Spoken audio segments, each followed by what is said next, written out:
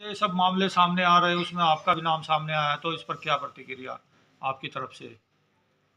देखिए, परसों शाम से जो ये मामला चल रहा है मीडिया के अंदर, सोशल मीडिया के अंदर, जो मैंने मीडिया में वीडियोस देखी हैं और जो आदमी इस तरह के आरोप लगा रहा है, सबसे पहले तो मैं उसके बारे में बता दूं आपको, उस आदमी का कोई आधार नहीं, ना तो आज किसी को पार्टी के अंदर है। और सबसे पहला सवाल तो उसी से है कि जो ये इस तरह के लांछन लगाता है दूसरे आदमी के ऊपर। आप सब भी कहीं ना कहीं जो मीडिया साथी हैं वो भी जानते होंगे, पिछले 4-5 सालों में ऐसा क्या हुआ था कि उसी इंसान को अपना शहर छोड़ना पड़ा। ऐसा क्या उसके साथ हादसा हुआ था कि अपनी पूरी संपत्ति बेच करके पूरे परिवार के साथ और पूरे खानदान के साथ उसे जाकर के पंचकुला में जाके बसना पड़ा। नाम ये मैं नहीं कहता, ये उसका वीडियो कहता है। वो ये कहता है कि ऐसे आरोप मेरे पे 4-5 साल पहले भी लगे थे, इसी तरह के आरोप। तब तो मैं नहीं था, तब तो मेरा अंदर भी नहीं था। तो ऐसे इंसान के जवाब मैं देना लाजमी नहीं समझता।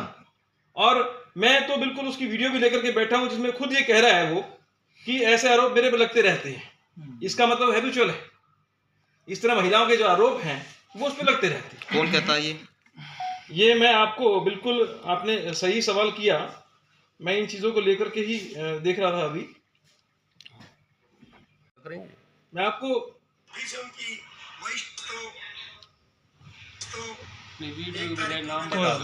मैं आपके सामने दिखा देता हूँ ना। बिल्कुल, हाँ। 1 तारीख को मैंने राहुल जी के ऊपर गीत बनाया था, मुझे माफ करना राहुल मेरे भाई। तभी से भाजपा के कुछ लोग, कुछ नेता, तभी से भाजपा के कुछ लोग, कुछ नेता मुझे मेंटली, फिजिकली टॉर्चर कर रहे हैं और बार बार मुझे धमकियां दे रहे हैं कि आप ऐसा करोगे तो आपको किसी न किसी में से केस में जेल के अंदर डाल देंगे। 4 साल पहले भी ये मुझे झूठे केस में जेल में डाल चुके हैं और उस टाइम भी मुझे ये किसी लड़कियों के आरोप लगाना चाहते थे, SIT भी गठित हुई थी, लेकिन उसमें निकला कुछ नहीं और वो ठंडे बस्ते में डाल दी ना। उन लोगों को सजा देगी जो लोग मुझे धमकियां दे रहे हैं। फिर से उनकी वही स्टोरी, वही कहानियां शुरू हो गई है, फिर वही धमकियां देनी शुरू कर दी है कि ताकि मैं कांग्रेस का साथ ना दूं, उसका काम ना करूं। लेकिन इन लोगों को गलतफहमी है कि मैं जिसका साथ दे। तो आप देख सकते हैं, मैंने आपको उसी की जो वीडियो बनाई हुई उसी के माध्यम से मैंने आपको बताया है कि इंसान कहाँ स्टैंड करता है। अमित जी जो FIR दर्ज नाम है अमित जी, जो कि आपका बताया जा रहा है लीड, तो वो ये भी बताया जा रहा है कि वो आपके स्टाफ में पूरा मामला क्या था, वो लड़की इसमें आप एक है, बार बता दीजिए। आपके साथ काम वो युवती जो है मेरे पास जो है 2-3 साल से काम करती थी, जबकि पिछले 6 साल से मेरे संपर्क में नहीं। हम जो है घूमने गए थे कसौली, घूमने भी गए थे और जहाँ एक दिन रुके और अगले दिन वापस आ गए थे। और क्योंकि मेरे पास कसौली थाने से फ़ोन आया था, मुझे बतौर गवाह उन्होंने बुलाया था और वहाँ भी मैंने बयान दिए थे। और उसी टाइम, उसी के अंतराल में, उसी दिन में जो वहाँ के जज साहब हैं, कोर्ट हैं, वहाँ पर भी मेरे बयान लिए गए। उस बयान में भी मैंने यही कहा था कि हम लोग एक दोस्त के नाते वहाँ घूमने गए थे, वहाँ रुके और हम वापस आ गए। ये लोग थे वहाँ पर, लेकिन अगर ऐसा कुछ हुआ है ये मेरे संज्ञान में नहीं है। जैसे कि थे जी, हाँ, लोग थे वहाँ पर। तो आपके सामने ऐसी कोई घटना है जो आपत्तिजनक? लेकिन ये घटना ऐसी जो वायरल हो रही है, गैंग रेप या ऐसी कोई भी है, इस आरोप की, ये आरोप ऐसा कोई विषय मेरे सामने नहीं है। तो आप जैसे जिस व्यक्ति की वीडियो दिखा रहे हैं उसका नाम खुलासा करेंगे? आपके सामने है जो ये महिला है जिसने FIR में आपको भी गवाह बनाया, क्या आप इस पर कोई लीगल एक्शन लेने वाले हैं भविष्य में? देखिए, लीगल एक्शन की जहाँ तक बात है, चाहे वो महिला हो, चाहे वो हमारा कोर्ट हो, चाहे न्यायालय है, चाहे पुलिस है, जहाँ सच का साथ अमित बिंदल देगा। क्योंकि मैंने आपको जैसा कि बताया, घूमने गए थे, जाहिर सी बात गए थे, और घूमना कोई अपराध नहीं है, अपने मित्रों के साथ जाना कोई अपराध नहीं है, गए थे। अब उनके साथ कुछ हुआ है या तो वो युवती है वो बताएगी, अभी तक शायद मेरे ख्याल से वो सामने नहीं आई है, कभी ना कभी सामने वो भी आएगी, तो बयान उसके भी होंगे, वो भी सामने आपके सामने आएगी, तो कुछ ना होता पता लगेगा सच्चाई का। तो और ये जांच का विषय है, अभी मामला पुलिस के पास है, इसका जांच पुलिस कर रही है और मुझे पुलिस पे भरोसा है और अपने न्यायालय पे भरोसा है।